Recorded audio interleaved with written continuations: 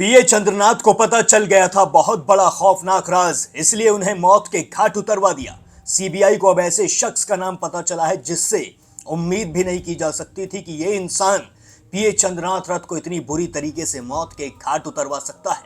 लेकिन अब सीबीआई इस शख्स के साथ जो करने वाली है वो इसकी 7 पीढ़ियां भी याद रखेंगी। ये जिंदगी में भी कभी किसी ऐसे इंसान के साथ करने के बारे में सोच भी नहीं सकेगा।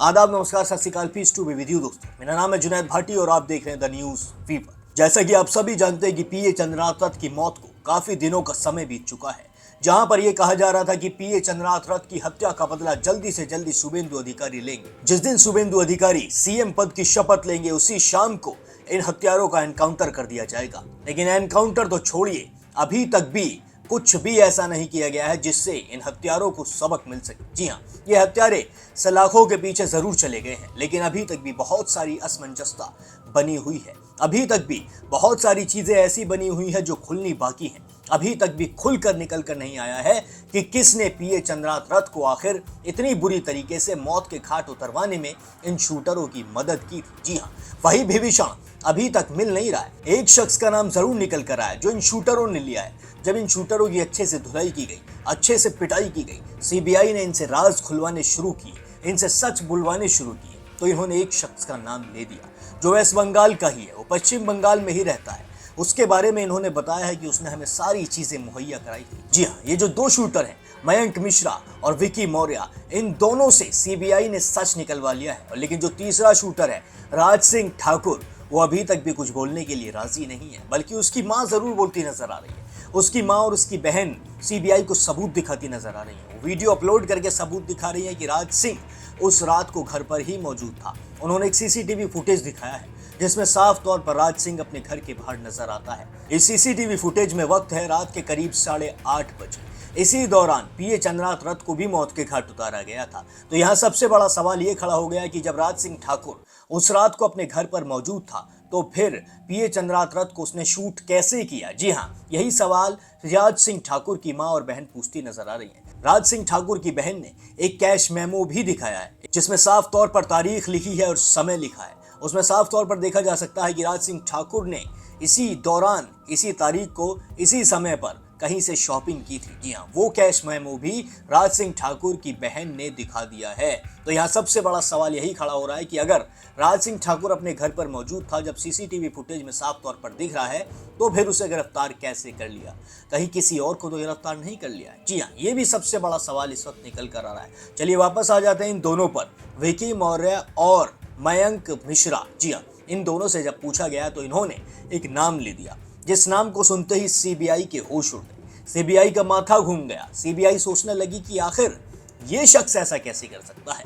इन दोनों शूटरों ने बताया कि जब ये वेस्ट बंगाल पहुंचे नहीं थे तब से इन्हें पता था कि पीए चंद्रनाथ रथ कितने बजे खाते हैं, कितने बजे निकलते हैं, कितने बजे गाड़ी में बैठते हैं, कितने बजे जाते हैं, कितने बजे आते हैं, उनका घर कहाँ पर है, उनके परिवार में कौन कौन है, सब कुछ इनको पीए चंद्रनाथ रथ के बारे में बता दिया गया था। इसीलिए इनके लिए इतना आसान रहा पीए चंद्रनाथ रथ को इस तरीके से गोलियों से छलनी करना। जी हाँ, और तो और ये भी चीजें निकल कर आई हैं कि इस हत्याकांड में कम से कम 1-2 करोड़ रुपए लगे थे। जी हाँ, 1-2 करोड़ रुपए की लागत से पीए चंद्रनाथ रथ को मौत के घाट उतारा गया है।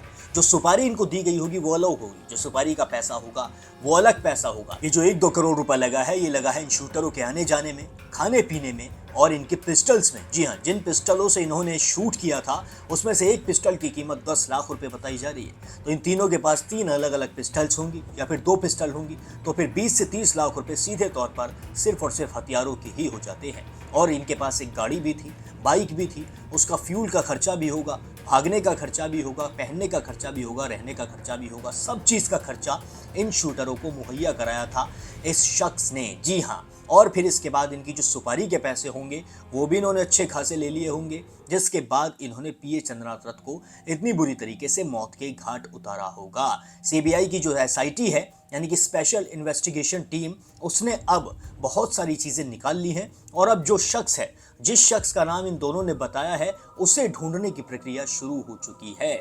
उसे पूरे वेस्ट बंगाल में ढूंढा जा रहा है, उसे निकालने की कोशिश है, उसे पकड़ के सलाखों के पीछे डालने की कोशिश है। जी हाँ, लेकिन सीबीआई ने साफ तौर पर कह दिया है कि जब तक सीबीआई उस शख्स को पकड़ नहीं लेती है, जब तक उस शख्स को सलाखों के पीछे डाला नहीं जाता है, तब तक सीबीआई उस शख्स का नाम किसी को भी नहीं बताएगी। जी हाँ, सीबीआई का यही होता है, जब तक जांच पूरी नहीं हो जाती है, जांच पड़ताल पूरी बिल्कुल एंड तक नहीं हो जाता है, सब कुछ साफ नहीं हो जाता, तब तक सीबीआई केस का खुलासा नहीं करती है। सीबीआई किसी भी तरीके का अपडेट नहीं देती है। सीबीआई तभी अपडेट देती है जब पूरा मामला सॉर्ट आउट हो जाता है, पूरा मामला एकदम शीशे की तरह साफ निकल कर आ जाता है, पता चल जाता है कि हाँ, इसी के कहने पर मौत के घाट उतारा गया था, इसी ने पूरी साजिश रची थी। सीबीआई तभी नाम बताएगी, लेकिन जैसे ही नाम सामने आएगा, ये निश्चित है कि पूरे वेस्ट बंगाल में हड़कंप मच जाएगा। किसी को उम्मीद भी नहीं होगी कि ये शख्स ऐसा पीए चंद्रनाथ रथ के साथ करवा सकता है। जी हाँ, और दूसरी तरफ ममता बनर्जी की भी मुश्किलें अब बढ़ती जा रही हैं। सीएम पद से हटने के बाद, बंगाल में चुनाव हारने के बाद ममता बनर्जी के ऊपर भी गाज गिर चुकी है। जो वेस्ट बंगाल में इलेक्शन के बाद दंगे हुए थे, उसके चक्कर में अब ममता बनर्जी को कोर्ट के चक्कर लगाने पड़ रहे हैं। ममता बनर्जी ने कभी अपने सपने में भी नहीं सोचा होगा कि वो वकील का काला कोट पहनकर अदालत जाएंगी। अदालत में जाके उन्हें अपने लिए लड़ना पड़ेगा। जब तक वो सीएम थी, तब तक वो कुर्सी से उठने का नाम नहीं लेती थी। जब तक वो सीएम थी, तब तक एक गिलास का पानी खुद से उठाकर पीती नहीं थी। लेकिन अब जब समय बदला है, तो ममता बनर्जी को भी कोर्ट के चक्कर लगाने पड़ रहे हैं। वहीं सीएम शुभेंदु अधिकारी ने कुर्सी पर बैठते ही ममता बनर्जी का जितना भी स्टाफ काम करता था, सरकार के अंदर था, सभी को निष्कासित कर दिया है, सभी को हटा दिया है, अपना नया स्टाफ बनाया है। जी हाँ, हजारों की तादाद में ममता बनर्जी का स्टाफ काम करता था, सभी की नौकरी एक झटके में सीएम शुभेंदु अधिकारी ने खत्म कर दी। अब आप मुझे कमेंट करके बताइए कि ऐसा कौन सा शख्स हो सकता है जिसके कहने पर पीए चंद्रनाथ रथ को मौत के घाट उतारा गया। कौन है वो शख्स जिसके कहने पर पीए चंद्रनाथ रथ को इतनी बुरी तरीके से मारा गया। कमेंट सेक्शन में अपनी राय मेरे साथ जरूर साझा करें। बाकी और भी सारे अपडेट्स के लिए अभी सब्सक्राइब कर लें द न्यूज़ फीवर। मेरे कोई संग संबंधी नहीं है, मेरे कुछ कोई नहीं है वहाँ पे, कभी हम नहीं गए वहाँ पे। कलकत्ता से आप लोग, आपके परिवार का किसी का नाता नहीं है? कुछ नहीं है, कोई नाता नहीं है। कोई नहीं है, ना उसका दोस्त है ना कुछ। बस मैं यही चाहती हूँ कि न्याय मिले, सीसी कैमरा कोटे देखा जाए, मेरा मोबाइल ट्रैक किया जाए, घर में मेरा बच्चा था वो सब देखा जाए। क्या लगता है आपको, क्यों उसको गिरफ्तार किया गया है? सर, हमें नहीं कुछ समझ में आ रहा है क्यों किया गया है। न्याय मिलनी चाहिए सर। कुछ नहीं किया है मेरा बाबू, बस हम दर्शन करने गई थी अयोध्या नरेश का। बस कही कि बहुत दिन से मंदिर बना है, मुझे भी दर्शन करवा दो, और बस हम दर्शन करके लौट रही थी और कुछ नहीं जानती हूँ। बस मोदी सरकार से, योगी सरकार से मैं यही चाहती हूँ कि न्याय मिले और हमारे बच्चे को वो एकदम सही है, उसको हमारे आंचल में डाल दिया जाए। इसलिए कोई गलती नहीं किया है। मैं जानती हूँ उसको घर में रखती थी, हमेशा उसको घर में उड़ाता था। हमारे पास सीसी कैमरा भी है घर के अंदर पड़ा हुआ है, और हम क्या कर सकते हैं।